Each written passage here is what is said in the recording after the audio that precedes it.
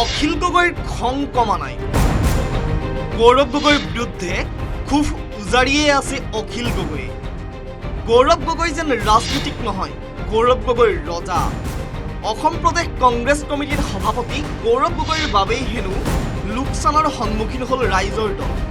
মিত্ৰতা হ'ব নহ'ব কৈ থাকোঁতেই 3 মাহ সময় গুচি গ'ল। এনেদৰে হ'লে কোনো এটা দলে বিজেপিৰ দৰে পেচাদাৰী দলক প্ৰত্যাহ্বান জনাব পাৰিব জানো? সংবাদমেলত নিৰ্বাচনত পৰাজয়ক লৈ কংগ্ৰেছ তথা গৌৰৱ গগৈৰ বিৰুদ্ধে পুনৰ ক্ষোভ উজাৰিলে ৰাইজৰ দলৰ সভাপতি অখিল গগৈয়ে। গোটেই দিল্লীৰ ওপৰত নিৰ্ভৰশীলতা আৰু সাংঘাতিক ধৰণৰ গৌৰৱ গগৈৰ মানে কি ক'ব ব্যুৰক্ৰেটিক চেন্স, একদম ৰঙা ফিটাৰ মেৰপাক। আমি 3 মাহ সময় ইলেকশ্যনৰ আগত লোকচান খাই গ'লোঁ। এই এলায়েন্স হ'ব, এই এলায়েন্স নহয়, এই এলায়েন্স হ'ব, এই এলায়েন্স নহয়। এই বোলে ভূপেন বৰাই বিচাৰিছে, এই বোলে গৌৰৱ গগৈ নিবিচাৰে, এই বোলে গৌৰৱ গগৈ বিচাৰিছে, এই বোলে AICC নিবিচাৰে, এই বোলে AICC আৰু গৌৰৱ গগৈ বিচাৰিছে, এই নহয় ৰাহুল গান্ধীৰ পৰা চহীটো হোৱা নাই নহয়। এনেকৈ কৈ থাকোঁতে আমাৰ 3 মাহ গুচি গ'ল। কংগ্ৰেছে ৰজাৰ দৰে স্বভাৱ ত্যাগ কৰিব লাগিব, পেচাদাৰীভাৱে কাম কৰিব লাগিব কংগ্ৰেছে। প্ৰদেশ কংগ্ৰেছলৈ পৰামৰ্শ অখিল গগৈৰ। বিধানসভাত বিৰোধী দলপতি এজন কংগ্ৰেছে বাছনি কৰিব নোৱাৰাটো দুৰ্ভাগ্যজনক বুলি কয় অখিল গগৈয়ে। বিৰোধী দলপতি নথকাৰ বাবেই কি সমস্যাত পৰিছে ৰাইজৰ দল, এয়াও ব্যাখ্যা কৰিলে অখিল গগৈয়ে। এই বোলে AICC আৰু গৌৰৱ গগৈ বিচাৰিছে, এই নহয় ৰাহুল গান্ধীৰ পৰা চহীটো হোৱা নাই নহয়। এনেকৈ কৈ থাকোঁতে আমাৰ 3 মাহ গুচি গ'ল। এনেকৈ কৰি থাকিলে কোনোবা এটা পাৰ্টীয়ে বিজেপিৰ নিচিনা প্ৰফেশ্যনেল পাৰ্টি এটাক আচলতে চেলেঞ্জ কৰিব পাৰিব জানো? কংগ্ৰেছে এই ৰজামতন যিটো স্বভাৱ, এই স্বভাৱটো বাদ দিব লাগিব আৰু তাৎক্ষণিকভাৱে কাম কৰিব লাগিব।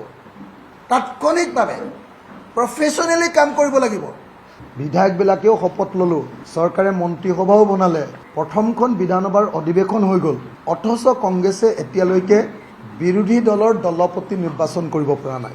এইটো নিশ্চিতভাৱে এটা দুৰ্ভাগ্যজনক ঘটনা আৰু মই আশা কৰিম যিমান সোনকালে পাৰে এইটো শেষ কৰি পেলোৱা দৰকাৰ। আমাৰ দল হ'লেতো আমি 1 ঘণ্টা বহিলোহেঁতেন, আটাইকেইজন বিধায়কক সুধিলোহেঁতেন যে কোনজন বিৰোধী দলপতি হ'লে আটাইতকৈ ভাল হ'ব কওক, হাত দাঙিবলৈ দিলোহেঁতেন, যাৰ বেছি ছাপোৰ্ট আছে তেওঁকে দি দিলোহেঁতেন। গৌৰৱ গগৈ আৰু লুৰিণজ্যোতি গগৈৰ প্ৰতি মৰম আৰু চেনেহো আছে অখিল গগৈৰ। কিন্তু মৰম থাকিলেও লুৰিণজ্যোতি গগৈয়ে সলনি কৰিব লাগিব বডি লেংগুৱেজ। কিয় বিপদত পৰিছে অসম জাতীয় পৰিষদ, ক'লে অখিল গগৈয়ে। অখিল গগৈৰ মতে নিৰ্বাচনত পৰাজয়ৰ পাছত প্ৰদেশ কংগ্ৰেছৰ সভাপতিৰ পদ ত্যাগ কৰিব লাগিছিল গৌৰৱ গগৈয়ে। মানে মই সঁচাকৈ গৌৰৱ গগৈ আৰু আমাৰ লুৰিণ এই দুইজনৰ প্ৰতি মোৰ সাংঘাতিক ধৰণৰ মৰমৰ ভাৱ, খুব চেনেহৰ ভাৱ, খুব শুভ ইচ্ছা আছে। যদি আমি আঞ্চলিকতাবাদক শক্তিশালী কৰিব লাগে, আমাৰ লুৰিণৰ বডি লেংগুৱেজটো অলপ বদলাব লাগিব। আপোনালোকে নিশ্চয় জানে যে তেনেকৈ গৌৰৱ গগৈ আজি এজন মানুহে যেতিয়া ইলেকশ্যনত ইমান বেয়া ফলাফল দেখুৱাব, আমাৰতো এজনৰ পৰা 2জন হ'ল, গতিকে মোৰ পদত্যাগৰ প্ৰশ্নটো নাহিলে। কিন্তু যদি মোৰ থকাতকৈ যদি কম হ'লহেঁতেন বা এটাও যদি মই বিধায়ক পদ নাপালোহেঁতেন, তেতিয়াহ'লে কিন্তু মোৰ প্ৰথম কাম হ'লহেঁতেন সভাপতি হিচাপে মই ৰাইজৰ দলৰ পৰা পদত্যাগ কৰাটোৱে মোৰ প্ৰথম কাম হ'লহেঁতেন। গৌৰৱ গগৈ বডি লেংগুৱেজ এতিয়াও চেঞ্জ হোৱা নাই। নিৰ্বাচনত বিধ্বস্ত হোৱা কংগ্ৰেছ অসম জাতীয় পৰিষদৰ প্ৰতি এনেদৰে ক্ষোভ প্ৰকাশৰ লগতে পৰামৰ্শও নিৰন্তৰ দি আছে অখিল গগৈয়ে। কংগ্ৰেছলৈ দোষ ঠেলি বিৰোধী ঐক্যৰ বিপৰ্যয়ৰ বাবে তীক্ষ্ণ বাক্যবান নিক্ষেপ কৰিয়ে আছে অখিল গগৈয়ে। এতিয়া অখিল গগৈৰ ক্ষোভ আৰু পৰামৰ্শ কেনেদৰে গ্ৰহণ কৰে গৌৰৱ লুৰিণে, সেয়া সময়েহে ক'ব।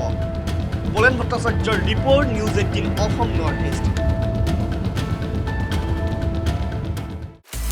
আপুনি বিচৰা বাতৰি পাব কেৱল নিউজ 18 এপত। নিউজ 18 এপ ডাউনলোড কৰিবলৈ স্কেন কৰক এই QR কোড। গুগল প্লে ষ্টৰতো পাব এই নিউজ 18 এপ।